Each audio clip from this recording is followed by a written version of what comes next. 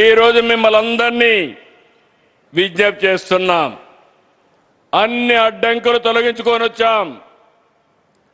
1100 ఎకరాలు భూమి ఇచ్చాం. 16,350 కోట్లతో ఫేజ్ 1 ఫేజ్ 2 ఉక్కు కర్మాగారానికి నాంది పలికాం.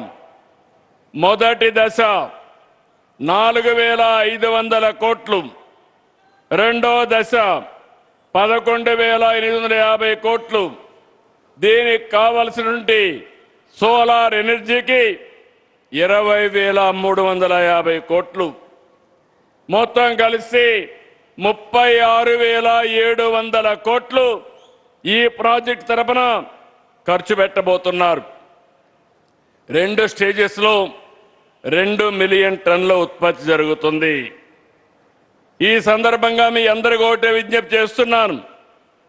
జేఎస్డబ్ల్యూ రాయలసీమ ప్లాంట్తో ఆంధ్రప్రదేశ్ రాష్ట్రం ఉక్కు రాష్ట్రంగా తయారవుతుంది.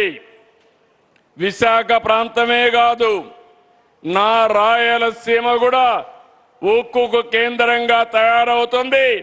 ఉక్కు రాయలసీమగా తయారవుతుందని మరొక్కసారి విజ్ఞప్తి చేస్తున్నా. ఇంకొక పక్కన 4 దశాబ్దాల క్రితం మొదలైన విశాఖ ఉక్కు మన రాష్ట్రానికి తలమానికంగా ఉంది. ఆంధ్రుల హక్కుని పోరాడాం. కానీ ఈరోజు మనం చూస్తే అది ఒక ప్రశ్నార్థకంగా తయారయ్యే పరిస్థితి వచ్చింది. 7.3 మిలియన్ టన్నుల సామర్థ్యంతో అది రన్ చేయాలి. సంక్షోభం వచ్చింది. మైక్ సరిగ్గా చూసుకో.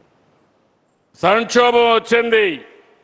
కానీ ప్రధానమంత్రి గారితో మాట్లాడి కేంద్ర సహకారం 11,450 కోట్ల ఆర్థిక సహాయం చేశాం. దీంతో అది లాభాల బాటలో ముందుకు పోయే పరిస్థితి వచ్చింది. ఇంకో పక్క అనకాపల్లి జిల్లాలో నక్కపల్లి 1,35,000 కోట్ల పెట్టుబడితో Arcelor Mittal Nippon steel plant ఒకటి పెట్టారు. ఇది 17.8 మిలియన్ మెట్రిక్ టన్నులు సామర్థ్యంతో పనిచేస్తుంది. ఈరోజు జేఎస్డబ్ల్యూ ఇక్కడ పెట్టింది 2 మిలియన్ మెట్రిక్ టన్స్ పెట్టడానికి ముందుకు వచ్చారు. మొత్తం కూడా ఏదైతే సర్క్యులర్ ఎకానమీలో భాగంగా ఉక్కు వేస్ట్ కూడా తీసుకొని దాన్ని కూడా మెల్ట్ చేసే పరిస్థితిలో వస్తారు.